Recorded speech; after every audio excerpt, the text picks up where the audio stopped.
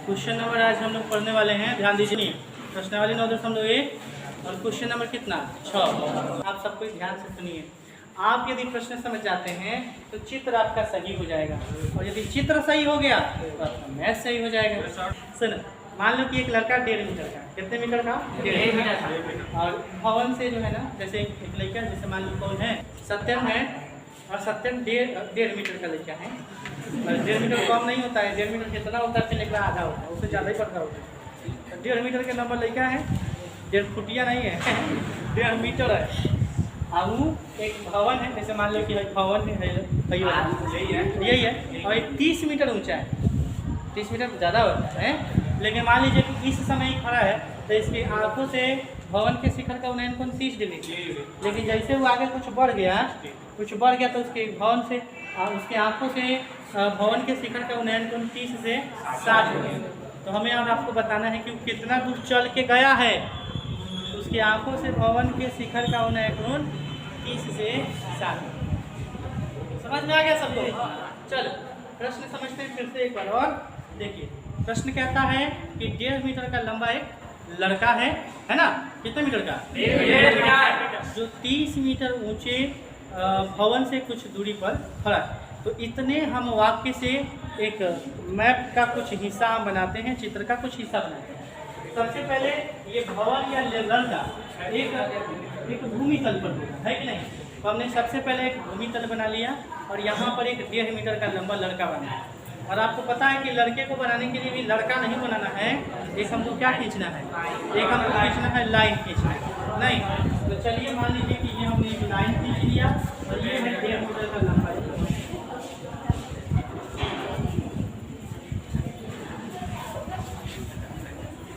A B यहाँ क्या है? ए बी यहाँ लड़का है। ए बी यहाँ क्या है? लड़का। चलिए आसिफ देखो ध्यान दो। अब ये लड़का जो है 30 मीटर ऊंचे भवन से 30 मीटर ऊंचे भवन से कुछ दूरी पर खड़ा है। तो इसी के अगल बगल में एक हमको भवन बनाना है। क्या बनाना है? भवन। तो देखो भवन कहाँ बनेगा? ऐसे तो इधर अपने पास जगह है नहीं, तो हम मान लेते हैं कि वो भवन यहाँ पे ही है।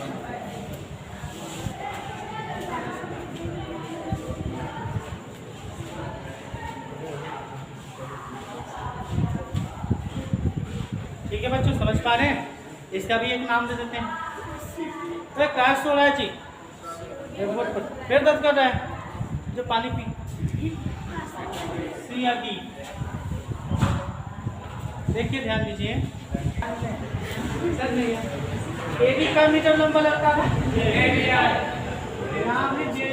लड़का जो है, समझिए बच्चों ध्यान दीजिए। और ये सी डी कौन है? और ये है सी डी।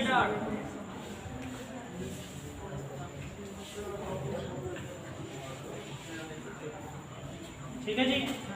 अब प्रश्न कहता है, ध्यान से सुनिएगा। पहले तो बोला कि 1.5 मीटर लंबा एक लड़का 30 मीटर ऊंचे भवन से कुछ दूरी पर खड़ा है। तो इतना से तो हमने ये बनाया कि 1.5 मीटर एक लंबा लड़का है, और यहाँ सीढ़ी भवन है, जहाँ से कुछ दूरी पर खड़ा है।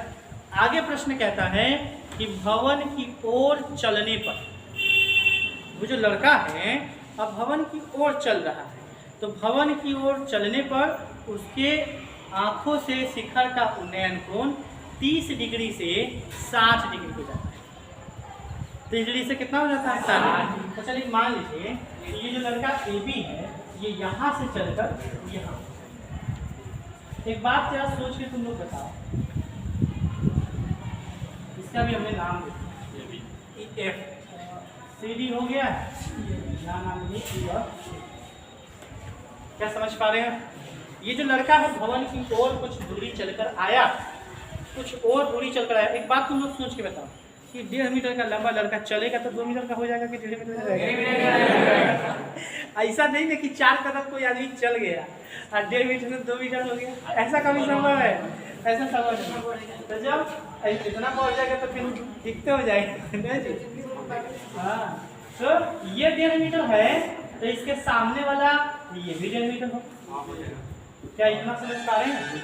अब देखो आँख कहाँ होगा, ए पर होगा कि बी पर? ए पर। घुटने में किसी का आँख नहीं जाता, पैरों में थोड़ी आँख रहता, आँख तो यहाँ है। तो आँख है यहाँ पे, तो यहाँ से इसके शिखर का उन्नयन कोण 30 डिग्री से 60 डिग्री रहता है। इसका मतलब है वो पहले 30 डिग्री बन रहा था, और जब यहाँ आया 60 डिग्री, अब यहाँ पे बनने लगा 60 डिग्री।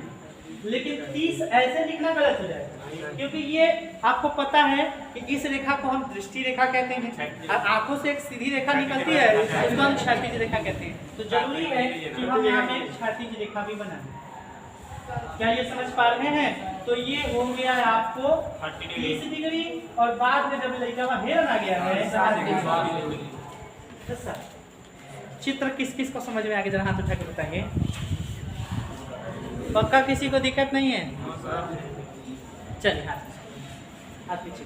अब देखिए हमसे पूछा क्या गया, हमसे पूछा गया कि ये लड़का कितना दूरी तय किया है, ठीक है? तो तय की गई दूरी यहाँ पे कौन है? बी तय है करना। और हम यदि मान लेते हैं इस बी को कि ये x मीटर, कितना मीटर है? तो जरा सोचिए कि लड़का यदि सीधे खड़ा है, जब ये 1.5 मीटर है, ये 1.5 मीटर है, तो ये x है, तो ये भी कितना होगा? x metre.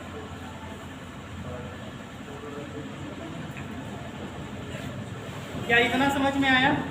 अच्छा एक और बात समझिए, जब ये 1.5 मीटर है, ये भी 1.5 मीटर है, क्षैतिज रेखा खींची गई, ये जो दृष्टि रेखा खींची गई है, दृष्टि रेखा इस भूमि रेखा से समानांतर है, इसलिए ये 1.5 मीटर है, तो इसके सामने वाला भी ये कितना मीटर होगा? 1.5 मीटर।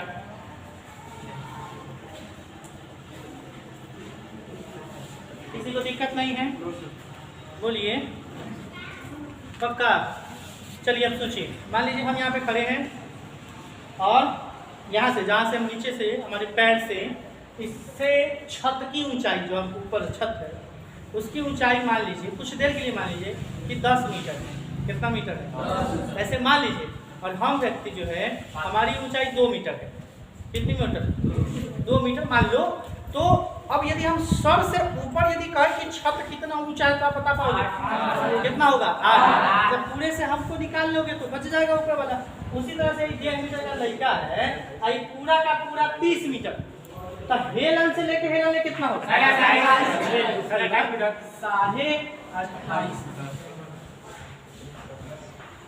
यहाँ से या 28.5। यहाँ तक किस किस को समझ में आ गया? जरा हाथ उठा के बताइए। किसी को दिक्कत नहीं है? अच्छा जी देखिए आगे समझते हैं, कंटिन्यू आगे करते हैं। जैसे प्रश्न में कहा बोला किसका नाम रखते हैं? अच्छा हाँ, यहाँ पे एक नाम रखना होगा। बहुत अच्छा, क्या रखें? एफ के बाद एफ हो गया है, ई एफ हो गया, जी इसका नाम हमने लिख दिया जी, कोई दिक्कत नहीं है। इस वाले का नाम हमने जी रख दिया। एक बात समझिए, जरा ध्यान से समझिएगा, है क्या कि देखिए हमसे पूछा गया कि लड़का कितना चल के आया, तो लड़का यहाँ पे 20 से लेकर E तक चल के आया, तो हमने इसे x मान। लेकिन इस x को निकालने के साथ साथ हमको इस वाले को भी निकालना।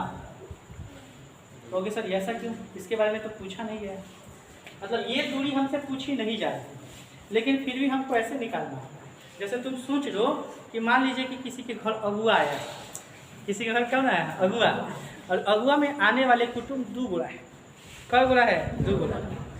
लेकिन नाश्ता 2 गोरा के लिए नहीं आया, नाश्ता 1 गोरा के लिए आया। पढ़ा लिखा है? अरे नाश्ता 3-4 गोरा के लिए आया। 2 गोरा तो नहीं खाएगा, और जो बैठ के खिलाने वाला है वो तो खाएगा। जैसे बाबा है, चाचा है, जो उसके साथ लोग बैठेंगे, है कि नहीं? जो खिलाने वाला है बाद में वो खाएगा। ये समझ रहे हो? तो कभी कभी ऐसा है कि अच्छा ऐसा, आप एक और एग्जांपल समझ लो कि किसी का शादी ब्याह होने वाला है, तो शादी ब्याह में भी डायरेक्ट रिश्ता नहीं जुड़ता, उसमें किसी बिचौनिए का योगदान जरूर होता है ना, मीडिएटर जिसे कहते हैं। वह गाड़ी सुनता है बाद में चलता है। 4 लाख तैयार होता है, तो लड़की वाला क्या कहता है? 3 लाख फरियाद दिली। समझ रहे हैं ना? लड़की वाला क्या कहेगा? 3 लाख, लड़का वाला कहता है कि 4 लाख। तो यदि सच में उसको शादी करवाना है तो घर जाके कहेगा 3 लाख में, 3 लाख में हो जाएगा। लड़के वाला क्या कहेगा? 4 लाख दिवा दिए, सोना के चैनल दिवा देंगे। अल्लाह एक बार उठियो दिवा देंगे। शादी में पता चलेगा 3 लाख की जगह पर 3 लाख का 2.5 लाख मिला है, अच्छा इनका पता ही नहीं है। लेकिन हाँ वही पर गाड़ियों सुन लेता है। तो ध्यान दीजिए बच्चों, समझिए उसी तरह से किसी काम को करने के लिए कभी कभी किसी के सपोर्ट की जरूरत होती है। उसी तरह से इस तरह के त्रिभुज में भी हमें निकालना x को है, लेकिन इस x को निकालने से पहले हमें ये y भी जानना। अब आपके समस्या आपके साथ ये है, आप सोचोगे कि सर हमने देखा कि ये भुजा नहीं है, तो आपने कहा कि सर इस y को निकाल लो। हम कैसे जानेंगे कि केवल यही y ही निकलेगा? हो सकता है कि सर ये जो बीच वाला है ये हो सकता है इसको भी निकालना पड़े और इसको भी निकालना पड़े। क्या ऐसा है कोई तरीका जैसे हम जान लें कि कौन ऐसा मान है जिसे हमें ना पूछने के बाद भी हमें उसे निकालना होगा? तो समझिए इसको हम कैसे समझेंगे। देखा जाए, जैसे देखिए, जैसे कि यहाँ पे x हमें पूछा जा रहा है, तो x जो त्रिभुज बनेगा इस वाले के साथ समकोण के साथ ही हमेशा हम त्रिकोणमितीय अनुपातों का कोई हल करते हैं। तो ये बनेगा C A G के साथ। तो C और G के साथ आप देखोगे तो ये पूरी हमें भुजा की लंबाई चाहिए, जबकि यहाँ x और ये जब तक नहीं होगा तब तक ये पूरा निकल पाएगा नहीं निकल पाएगा। इसीलिए हमें इस पूरे की जरूरत थी, और आपको पता है कि ये x है ये y है, तो टोटल अब क्या हो जाएगा? क्या आपको ये समझ आया? इसीलिए इस y को न पूछने के बावजूद भी हमें y को निकालना होगा। क्यों? क्योंकि बड़े वाले त्रिभुज में इस x के साथ y का होना भी जरूरी है। लेकिन कहोगे सर क्या ये कर्ण का होना जरूरी है? तो आप ही देख लो ना, ACFG में ये कर्ण है, क्या उसका आया योगदान? कहीं नहीं आया। ACG में ये कर्ण है, क्या इसका आया योगदान? नहीं आया। तो हमने यहाँ समझा कि FC और AC का कोई भी योगदान किसी दोनों त्रिभुजों में नहीं है, जबकि ये छोटे वाले त्रिभुज में तो इसका जरूरत नहीं है। लेकिन जब बात बड़े त्रिभुज की होगी तो हम इसका और इसका मान भी जरूरी है जानना। क्या ये बात आप सबको समझ में आया? इसीलिए y भी हमें यहाँ जानना जरूरी है। किस किस को समझ में आएगी जरा हाथ उठा के बताइए। पक्का ना जी? अब देखो हम यहाँ पे क्या लिखेंगे, यहाँ देखिए लिखने के लिए बहुत सारी चीजें लिख सकते हैं, लेकिन हम वही लिखेंगे जो हमसे पूछा जा रहा है। लिखेंगे यहाँ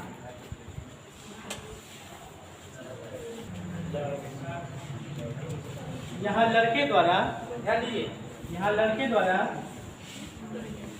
तय की गई दूरी। देखिए लड़के द्वारा तय की गई दूरी कौन है? ये है।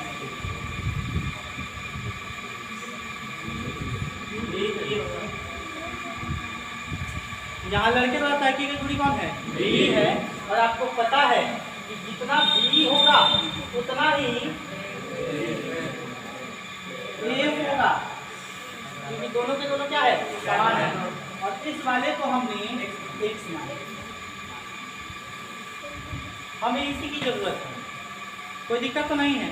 तथा उस y को माने हैं तो हम यहाँ लिख भी लेंगे, तथा ED बराबर FG और इसको y माना।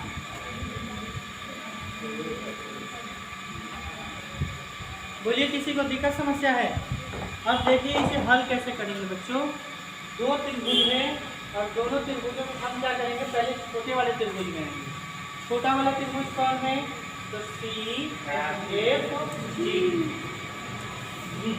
त्रिभुज CFG में। तो देखिए हमें किसकी जरूरत है? CFG में क्या निकालना है? तो आप देखोगे तो ये लंब दिया है और नीचे वाला क्या निकालना है? आधार निकालना है। और ये पता रहेगा तब ना पूरा हमको पता चल जाएगा। तो y का हमें मान निकालना है। तो लंब और आधार हमको देखना है कि किस त्रिकोणमितीय अनुपात में आता है। तो सोचो लंब आधार किसमें आता है? तो हम यहाँ पे लिख देंगे tan 60 डिग्री। tan थीटा का आपको पता है ना, लंब बटे क्या होता है? आधार। तो इसके सामने इस 60 डिग्री के सामने लंब ये वाला हो गया, आधार ये वाला हो गया। ठीक है, तो लंब का मान, लंब का नाम क्या होगा? लंब हो गया CG और आधार हो गया FG या GF, जो भी कर सकते हो। तो यहाँ पे tan 60 डिग्री का जो मान है वो कितना बनता है? इसके नीचे कुछ नहीं तो हम 1 लगा देंगे और सी जी का मान लिखेंगे। तो सी और जी जो है 28.5 है और एफ जी जो है एफ जी कितना है? अब इधर से इधर गुना कर देना है। तो देखिए यहाँ पे हम गुना कर देते हैं √3y बराबर यहाँ 28.5। किसी को दिक्कत समस्या नहीं ना हो रहा है? अब देखिए y बराबर ये कितना हो जाएगा? तो 28.5 बटा √3। और आपको पता है यहाँ पे क्या करेंगे? परिमेय करेंगे। तो y बराबर हो जाएगा 28.5 √3 और बटा कितना हो जाएगा? 3। अब तुम्हें और हमें भाग कर देना है। 28.5 में हम 3 से भाग कर देंगे तो 3 में कितना हो जाएगा? 27। 3 बचे कितने बार में करेंगे? 9.5।